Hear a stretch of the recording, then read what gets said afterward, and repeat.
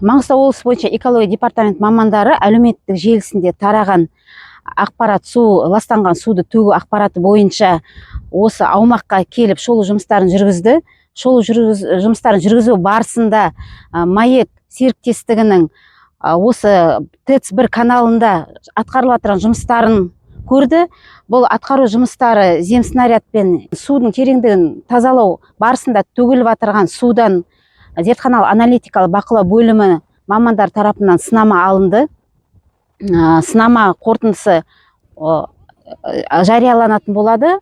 Одан әрі қазіргі таңда енді біздің шолу жұмыстарының қорытындысы бойынша бұл деген ТЭЦ-1 жұмыстарына керекті су деңгейін орнату бойынша осы Каспий теңізінің тартылуына байланысты жасалынып жатқан, атқарылып жатқан жұмыс болып табылады. Бұл ТЭЦ-1 каналы ол қалаға су, жылу және электроэнергияның қамтамасыз етіп отырған канал. МАЭК серіктестігінің тарапынан бұл жұмыстарға рұқсат қағаздары бар, құжаттары, және де төтенше жағдай, судың теңіздің тартылуына байланысты төтенше жағдай жариялануына байланысты бұлардың өз тарапынан атқару жұмыстары дұрыс болып есептеледі. Жоқ, заңбұзушылық жоқ. Это технологический канал ТЭЦ-1 для нужд ТЭЦ-1, будем говорить, для того, чтобы охлаждалось оборудование и так далее. В связи с уменьшением уровня в Каспийском море, в канале тоже уровень сильно просел. Во избежание промерзания при низком уровне, тут до метра, до полуметра проходит, хотя его исходный уровень должен быть до 4 метров, проектный уровень, 4 метра глубиной. Значит, заиливание произошло с русла канала, и сейчас при помощи земснаряда, будем говорить, происходит очищение русла канала до проектной величины до 4 метров, на что у нас есть все разрешающие документы. И могу заверить всех горожан и жителей Мангыстауской области, здесь просто ил и песок, никакой нефтяных пятен, ничего не происходит. И выброс к тому же ведется не в сторону пляжной зоны, а в сторону промышленной зоны.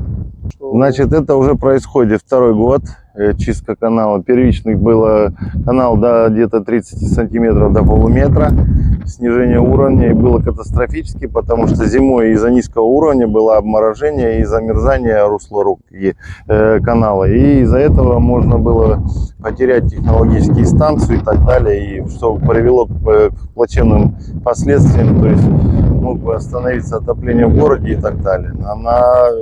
Руководство приняло решение приобрести земснаряд и произвести углубление, очистку канала от ила и так далее, всяких примесей. Поэтому во избежание срыва отопительного сезона 23-24 год сейчас производится дальнейшая чистка этого канала. Значит, первый этап мы прошли от морской насосной до истоков, до устья, будем говорить, и все это прочистили до полуметров. Сейчас более углубленно идем до 2, до 3, до 4 метров, до проектной глубины, какой он был запроектирован и так далее.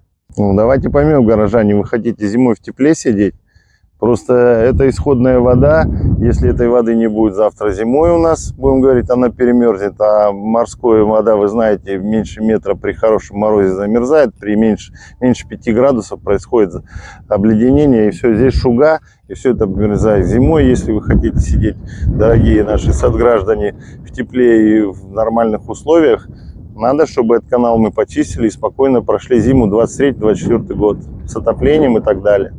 А моя станция это является тем, кто основной производит отопление на город и также на поселке совместно. Значит, эти работы начаты были в июне 2022 года и должны они закончиться в 2024 году. Вообще-то у нас разрешение до апреля месяца. Но я думаю, если будем такими темпами и без остановок граждан идти, то мы думаем, до отопительного сезона в октябре-сентябре мы это все закончим.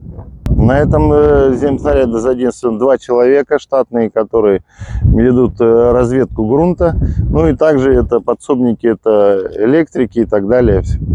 Принцип работы земснаряда, значит, вот этот рыхлитель песок разрыхляет, всасывающий насос забирает пульпу, будем говорить, который ил, и через пульпопровод выбрасывает это все. Вот и все. Тут никакого ущерб, будем говорить, природе не наносится. На нашем технологическом канале водозаборный проводятся работы земснарядом. Это ведется очистка от доновых отложений, от песка, от ила до проектной глубины 4 метра.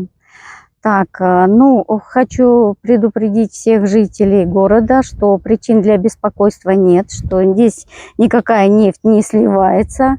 Это просто морская вода вместе с песком и с илом. Кругом имеются все разрешительные документы экологические.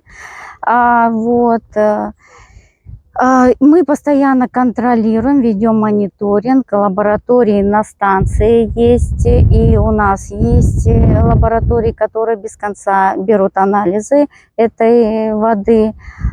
Так, и департамент экологии регулярно ведет мониторинг не только сбросных и водозаборных каналов, но и так в акватории моря.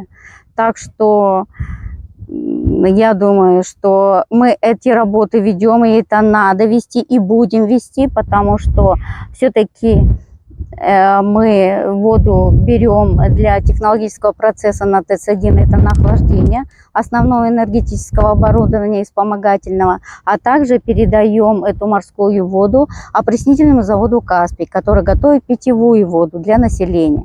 Поэтому, если не проводить данные работы, то наша первая станция, которая вырабатывает тепловую и электрическую энергию, она просто встанет. И, естественно, ограничим доступ подачи морской воды для опреснительного комплекса.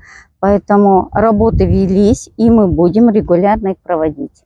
Разберитесь в детали, обратитесь в департамент экологии, они всегда знают работы, они всегда предупреждают, и в это самое, ну, обратитесь к нам с письмом официальным, мы всегда вам ответим, поэтому не беспокойтесь, и как бы не нужно лишних вот этих комментариев, выставлять вот эти видения, видеоролики различные. Если вы в чем-то не разбираетесь, не понимаете, вы напишите письмо официально на наше предприятие, мы всегда вам ответим.